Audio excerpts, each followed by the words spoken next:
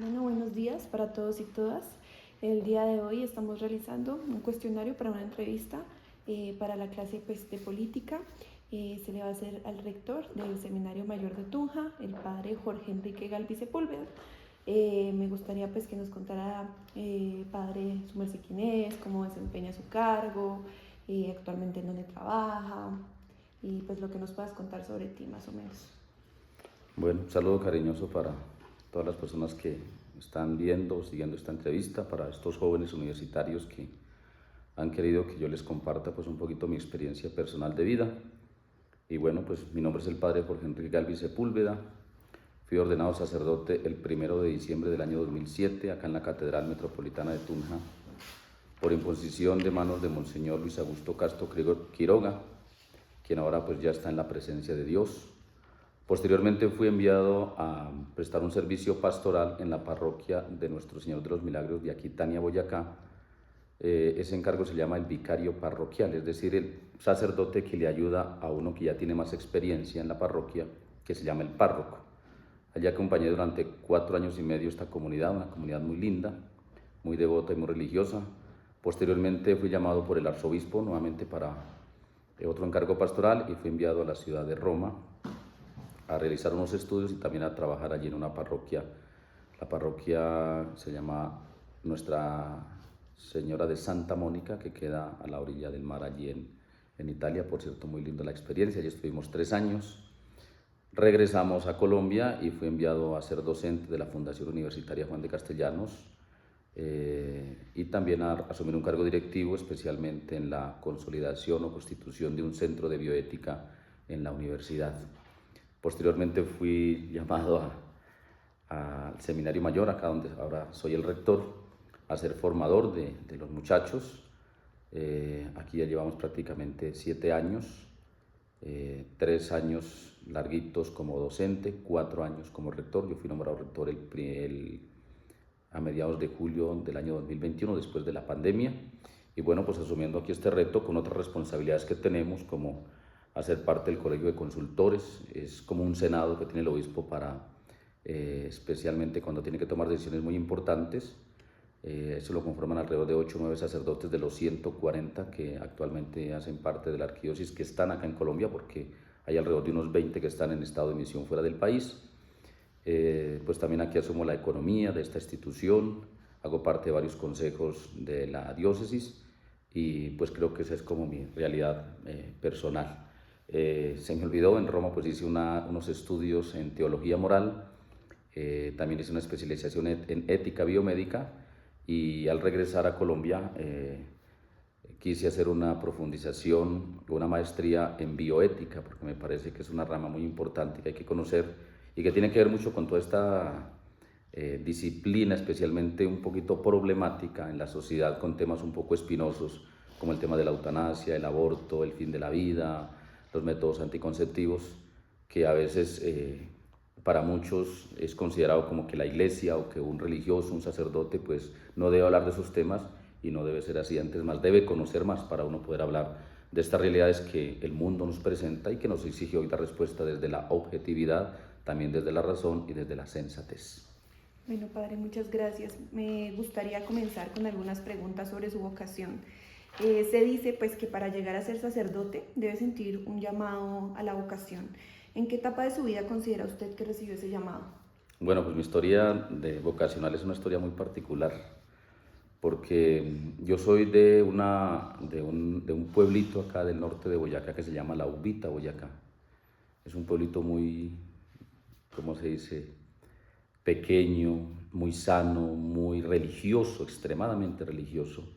Estudié en un colegio de religiosas, mis papás de un catolicismo profundo, arraigado, donde uno tenía que ir a misa, entendiera o no entendiera la Santa Misa, pero teníamos que ir. Y de tal manera que también allí se hacían periódicamente muchas misiones, es decir, sacerdotes o comunidades como los redentoristas, los dominicos, franciscanos que iban allí a hacer misiones. Y entonces como que toda esa motivación llevó a pensar, o de pronto uno desde niño, por toda esa influencia religiosa, que el camino era pues seguir a nuestro Señor. Naturalmente también en el corazón de nosotros los niños, recuerdo con mis hermanos había como ese llamado de pronto tal vez como a servirle a Dios, porque inclusive en la casa a veces jugamos, nuestros juegos no eran como los juegos de hoy, sino a veces los juegos era como celebrar la misa, como rezar el rosario, entonces a veces uno de niño también se vestía como de padre y jugaba a celebrar la misa. Entonces yo creo que ahí empezó como a forjarse el llamado vocacional, que pues solamente lo hace Dios. Finalmente pues cuando terminé mi etapa escolar del colegio, decidí venir a presentarme como cualquier universitario, cualquier joven de colegio que pasa o da el paso a la universidad a presentar sus exámenes donde quiere ingresar. En un comienzo hice proceso con los misioneros redentoristas de San Alfonso María de Ligorio en Bucaramanga, pero por alguna circunstancia de la vida alguien me dijo, no, mire, Bucaramanga está muy lejos de su pueblo, ¿por qué no se va a Tunja, que es más cerca? Y realmente vine a Tunja a presentar también acá la entrevista, y pues fue por una cuestión no de llamado vocacional, sino de decisión, digamos, como personal, quedarme en Tunja, pero en el fondo pues estaba llamado de Dios. Y pues ingresé acá en el año 1999. Qué bueno. ¿Y cómo cree que se vio determinada su vida luego de tomar esta decisión de convertirse en sacerdote? No, eso es una situación pues realmente especial. Yo creo que la alegría más grande que yo he tenido en mi vida fue el día que yo me ordené como sacerdote, que me consagré al Señor como sacerdote. Porque es la ilusión que siempre ha tenido uno, es como el universitario que comienza su carrera y dice, por fin tengo mi diploma en la mano, porque era lo que yo quería, ¿sí? Entonces, el llamado vocacional, que es un llamado especial, que no es fácil, pues ese día son 8 años de estudio, 8 o 9 años, estudiando filosofía, estudiando teología, estudiando idiomas, haciendo unos sacrificios grandísimos, porque el sacerdocio no es solamente venir a rezar un Padre Nuestro, una Ave María, sino implica un conocimiento profundo de las ciencias, especialmente la filosofía y la teología. Entonces es como el desahogo y la felicidad de decir, logré por lo que tanto luché, y pues con esas ilusiones también muy grandes, como cualquier profesional, de decir, aquí comienzan mis retos, comienzan mis sueños, comienza el Padre a hacer su tarea para la cual fue llamado, que no es otra cosa que servirle a la gente, a la comunidad y a la iglesia. Entonces es un momento muy, muy lindo, muy especial, y que hay que cultivarlo y trabajarlo todos los santos días. Claro que sí. En el momento actual de su vida, ¿puede usted afirmar que la entrega al servicio de la comunidad como sacerdote ha sido fundamental para crear tal vez una transformación social? Naturalmente, y en la tarea que yo tengo ahora. Yo pienso que una de las cosas que, lo digo con mucho respeto, que los jóvenes de hoy, que la sociedad de hoy ha perdido, es la esencia de su ser. ¿Y a qué me refiero con ello? Nosotros nos encontramos hoy con muchos profesionales, con muchos sacerdotes, muchas religiosas, ¿sí? Muchas profesiones que uno las ha alcanzado y las ha logrado, pero que no las vive. Y cuando uno no vive su llamado, su vocación, en este caso, su profesión a la que usted alcanzó, logró, usted no hace absolutamente nada y no mueve ni hace ninguna transformación social. La transformación social se hace cuando usted vive, ama, quiere, lucha por eso que usted realizó, y eso es lo que lo hace a uno plenamente satisfecho o le llena su alma y su corazón. Como va a decir Aristóteles, no importa a quién se le haga el bien, sino la felicidad de haber hecho las cosas bien. Y el ministerio es el servicio a los demás. Y digo que acá, porque pues ahora yo tengo aquí casi 70 muchachos, que no es fácil, ustedes jóvenes saben cómo es la situación para formar jóvenes de la edad entre los 17 a los 24 años, que no es fácil, y es una responsabilidad, una carga emocional muy grande, sobre todo porque bajo mi responsabilidad está, yo digo que el futuro de Boyacá y Casanare, porque este seminario es provincial. Ya, yo a veces digo, la UPTC, por ejemplo, tendría la responsabilidad de presentarle a Colombia el futuro de Colombia, porque de ahí salen los futuros profesionales, ¿sí? Y tendrían que salir con esa vocación también de transformar la realidad o las realidades, especialmente donde más van a necesitar estos profesionales que se forman acá. Y aquí nosotros, o bajo mi responsabilidad, está el poder presentarle a Boyacá y a Casanare pues los futuros pastores que van a servirle a las comunidades y a la iglesia, y pues sería fatal que uno sacara un sacerdote que realmente le hiciera daño o no hiciera su tarea bien, porque sería pues muy triste y desafortunado, y esa no es como la filosofía, ni la misión, ni la visión de nuestra casa de formación. Sí, claro.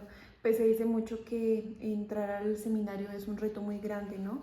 ¿Qué cree usted que es lo más difícil al ingresar al seminario teniendo en cuenta esa estricta formación teológica y lingüística que tuviste o bueno, que asumir en ese momento? Yo creo que es como el desapego de las cosas, porque el llamado al ministerio, al seminario, es decir, la vida a uno se le parte realmente en dos, ¿ya? Es como dejar ese mundo normal, común y corriente, en el que uno como joven está, para pasar a otro mundo totalmente distinto, donde tiene que inclusive renunciar, pero no verlo en negativo, sino como tener la capacidad de decir, yo prefiero, por ejemplo, darle de comer a un hijo que alimentarme yo primero, pongo en ese sentido. ¿Por qué? Porque uno tiene que dejar atrás la familia, tiene que dejar atrás a veces también la pereza, las ganas de no estudiar, el entender otro idioma, el encontrarse con otros jóvenes que vienen de otras culturas. Es como un choque emocional de situaciones que lo llevan a uno a decir, ¿realmente estamos para esto o no estamos? Por eso el proceso se hace durante 8 años. Y yo les voy a decir una cosa, lo más seguro que tiene un seminarista en una casa de formación o en un seminario es la salida, porque a usted le pueden faltar un día o 2 horas para ordenarse sacerdote y a usted le pueden decir no puede consagrarse al ministerio por alguna situación o alguna particularidad que se presente. Por eso la exigencia, la formación es muy importante y más hoy. Cada día es más difícil tomar esa decisión porque pues vivimos en un mundo y en otras realidades donde inclusive la misma cultura y el mismo ambiente exige otro tipo de ministerio, otro tipo de sacerdote, otro tipo de persona que sepa dialogar y que sepa también ir a la vanguardia de lo que el mundo nos exige y la sociedad y los retos científicos no lo piden. Muchas gracias. Bueno, padre, entrando ya más de pronto en algo personal, nos gustaría saber cuáles son sus gustos musicales, deportivos, literarios, culturales. Bueno, es una pregunta pues hasta interesante, ¿no? Porque a veces uno se encuentra con la gente y dice, uy, padre, ustedes allá que se la pasan solo rezando, ¿no? Yo al seminario no voy porque eso allá me imagino que rezando todo el día y el rosario y de rodillas, no. Claro, aquí se hace de todo, se estudia, se le da gracias a Dios, pero también hay otros gustos bonitos. Aquí todos los días se juega, por ejemplo, fútbol y es obligatorio el deporte en el seminario. Sí. Muchacho que no haga deporte, en cierta manera no se le castiga, pero se le llama la atención porque el deporte es un elemento determinante en el desarrollo de la persona y más pues en estas situaciones donde en cierta manera uno vive compartiendo todos los días con las mismas personas. Yo personalmente acá me gusta jugar fútbol, me gusta jugar baloncesto también, a veces el ciclismo, pero pues no lo practico mucho. Temas culturales, me gusta la danza, la música, yo sé interpretar algunos instrumentos, el teatro me parece también magnífico, es una forma también de conocer el mundo, la realidad. De hecho, aquí nosotros en el seminario todos los años hacemos como una semana cultural, que en las universidades sería como una semana científica. Entonces ahí se le da participación a la gente, las personas vienen, sí, hay a veces concurso de coros, concurso de danzas, de tal manera que el seminario, entre comillas, no es una institución como a veces se cree que es muy encerrada, anquilosada, antigua, claro, sino que nos falta es un poquito más de conocimiento, de apertura, y creo que esa ha sido una de mis políticas como rector, permitir que mucha gente venga, entre, abrir las puertas de esta casa de formación y que conozcan un poquito también la realidad de nuestro ministerio, la realidad de nuestros sacerdotes y de quienes se están formando. Bueno, muchas gracias. Dentro de lo laboral me gustaría saber cuál es ese recuerdo de mayor importancia para usted como sacerdote. A ver, lo laboral yo creo que han sido como 2 momentos. El primero, pensaría yo que cuando tuve que ir a Europa, y yo lo voy a hacer aquí con mucho cariño y lo digo por experiencia propia, no sé si es cultura nuestra o cultura colombiana, pero a veces nosotros nos creemos como autosuficientes, superiores a los demás. Entonces cuando me dijeron va a Roma a estudiar y a trabajar en una parroquia, pues uno cogió un librito y decía, no, eso el italiano es fácil, ¿no? Es decir, buongiorno, buonasera, ¿no? Como cuando uno dice good morning o good afternoon, ay, no, ya sé inglés, ya sé. Entonces el primer choque emocional es llegar a usted a trabajar el primer día a la parroquia, porque te piden que tienes que llegar a celebrar la Eucaristía, predicar en el otro idioma, y no sabía decir ni mamá. Sí, pero aquí uno se siente, uy, es que yo me lo sé todo. Entonces, por eso a veces nosotros culturalmente y emocionalmente sufrimos porque nos cuesta un poquito el tema de la humildad, entre comillas, ¿no? Porque nos creemos un poquito como autosuficientes y lo más frustrante para uno es encontrarse. Yo acompañaba allí muchachos de grado noveno, octavo, noveno y décimo, que eran los que hacían el grupo juvenil de la parroquia, y les cuento con mucho cariño, ellos hablaban 3 idiomas. Por lo menos algunos hablaban el inglés, el francés, otros el alemán u otro idioma, lo hablaban. No lo parafraseaban ni lo balbuceaban como nosotros, sí. Lo hablaban, no. Entonces ese fue como el primer momento así como duro de mi trabajo. Y el segundo pues fue cuando me nombraron rector. A mí me nombraron rector muy joven, ¿no? Y esta es una institución de mucha trayectoria, de mucha importancia. Pero bueno, pues son las decisiones que toman nuestros superiores, creo que nos ha ido bien y pues sí, como ese choque emocional de decir aquí tengo un reto grandísimo que yo tengo que asumirlo con mucha responsabilidad y pues tener la capacidad para poder responder según a los retos y las exigencias que nos pide el mundo de hoy, especialmente pues que nos pide la Iglesia y que pide Dios en este caso. Sí, y hablando de retos y pues por lo que se ha tenido como en la visión de la religión católica actual, ¿cuál cree usted que es el mensaje más fuerte y contundente que tiene actualmente la religión católica? Mire, la religión católica ha sido un poquito cuestionada, hay muchas personas que tienen su razón, pero la Iglesia católica o la religión católica siempre ha tenido como una trayectoria muy importante, no solamente hoy, sino siempre. Si ustedes analizan y buscan en la historia, porque la historia es bonito conocerla, pregúntense en quién fundó la UPTC. La UPTC fue y tiene orígenes de comunidades religiosas y de la Iglesia católica. Y muchos centros educativos en Colombia fueron construidos y promovidos por sacerdotes y por religión católica.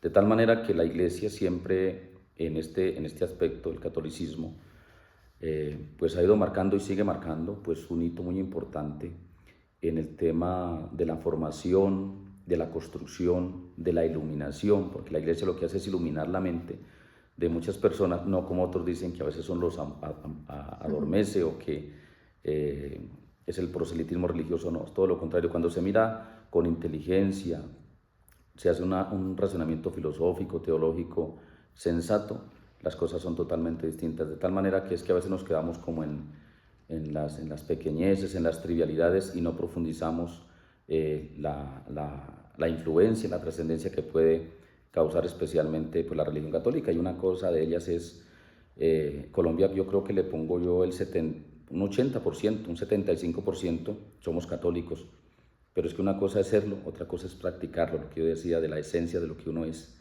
Uno puede decir yo soy católico pero nunca va a misa, ¿no? Entonces yo creo que si todos cumpliéramos con esa misión profunda del espíritu del catolicismo, como lo puede hacer cualquiera persona que profese otra religión o que pertenezca a otra entidad religiosa, pues creo que es muy respetable y también tiene sus valores y tiene su manera también de valorar y apreciar su trabajo. Claro que sí. Bueno, dentro de la etapa actual, sabiendo que su merced pues, es muy joven, ¿qué es lo más difícil de formar jóvenes que llegarán a ser fundamentales en nuestra sociedad? Lo más difícil yo creo que es llegarle al corazón al joven hoy. O sea, hoy más que aprender, más que enseñar, es tocar la esencia del muchacho. ¿Ya? ¿Y cómo se toca el corazón de un muchacho, la esencia del muchacho? Yo creo que escuchándolo. Vivimos en un mundo donde desafortunadamente hay demasiadas cosas, demasiado ruido, demasiado mundo, pero hay muy poca escucha. Y yo cuando era docente en la universidad le decía a algunos papás, cuando llegaban allí a preguntar por sus muchachos, yo le decía, papá, ¿cuánto tiempo le dedica a su hijo? No, padre, es que a veces no me alcanza, yo llego cansado, no quiero saber de nada. Pues hay que sacarle ese tiempo a ese muchacho para escucharlo, porque en la escucha usted puede interpretar y puede tocar las fibras más profundas que pueden transformar primero ese corazón. Y si no es capaz de transformar ese corazón, transforma la sociedad, porque ese es el futuro del país, los jóvenes, los muchachos. De tal manera que esa es una tarea que hay que hacer hoy, y de hecho creo que en algunos espacios universitarios ahora se está promoviendo demasiado estos centros de escucha, creo que se llama así, sí. Donde se busca también como darle ese espacio al joven y a la persona para que pueda también no solamente verbalizar, expresar su sentir, sino también acompañar. Y yo termino esta pregunta como con 3 verbos. Yo creo que están en un documento del Magisterio de la Iglesia que me parecen fundamentales. Primero, uno tiene que acoger a los jóvenes, siempre acogerlo, indistintamente, como acoge una mamá a un hijo. ¿Sí? A veces la gente le dice a la mamá así despectivamente, su hijo es un delincuente. Para la mamá nunca será un delincuente, para la mamá siempre será su hijo, su hijo. Entonces, primero hay que acoger. Segundo, hay que discernir. ¿Sí? Es en la escucha usted discierne qué tiene la persona, qué tiene el joven, qué le duele, qué le gusta, qué no le gusta. ¿Sí? Y en ese discernimiento tierno, amoroso, hay que acompañar. Si hay una dificultad, no hay que criminalizar, no hay que juzgar, no hay que condenar, hay que acompañar, hay que abrazar, tomar de la mano. Y si no puede uno personalmente con su cariño, su afecto, porque a veces hay personas que necesitan un acompañamiento profesional, pues buscar esas orientaciones o esas redes de apoyo que son tan fundamentales y determinantes para la formación del joven de hoy. Claro que sí. Y pues bueno, sin tratar de entrar en detalles, se entiende un poco que la fe en la actualidad se está perdiendo constantemente. ¿Cuál cree usted que son las razones por las que esto ha sucedido? ¿Cuál cree que debería ser el papel de la comunidad para solucionar esta problemática? Bueno, yo le voy a responder de una manera particular. Yo pienso que la fe no se ha perdido, porque yo parto de un principio y es de que nadie pierde lo que tiene. ¿Sí? Uno tiene que conocer y cuando uno conoce las cosas, uno las ama y nunca las pierde. Yo pienso que lo que ha pasado es que nos ha faltado conocimiento, nos ha faltado tener una experiencia profunda de una realidad y eso es lo que nos ha llevado de pronto a no entender y comprender muchos misterios de la fe que se deben comprender primero desde la razón, desde la ética, desde la filosofía, para después dar ese paso naturalmente de la teología. Hay un documento de la Iglesia que se llama Fides et Ratio, en latín, en español sería la fe y razón, que dice que son como 2 alitas que nos llevan al conocimiento de la verdad. Se necesita tanto de la una como de la otra. Entonces yo pienso que hay muchas personas que dicen, padre, es que yo perdí la fe. Es que la fe no se deposita en una persona. La fe se deposita en Dios, ¿ya? En la profundidad y en la mística, ¿ya? Por eso es que muchos dicen, no, es que yo vi un padre pecador, entonces yo no vuelvo a misa. No, nosotros somos humanos, cualquiera puede ser pecador. Es como el que dice, yo en el abogado no le creo porque el abogado me di cuenta que no sé, que fue deshonesto, entonces ya no creo yo en el derecho ni en la justicia. No, hay que mirar la esencia realmente de lo que significa la fe y la profundidad. Es una experiencia que se tiene que hacer y se tiene que hacer en un proceso. No, usted no se vuelve santo de hoy para mañana. Usted no cree en una filosofía o en una religión o en una mística porque salió de una clase y entonces le pareció linda la clase del profesor y entonces ya, sí, me volví gnóstico porque esa clase, no, eso tiene que tener una experiencia, un proceso, un camino que realmente toque muy bien el corazón y cuando uno siente ese amor profundo, yo creo que no se pierde, se ama cada vez más, eso es igual.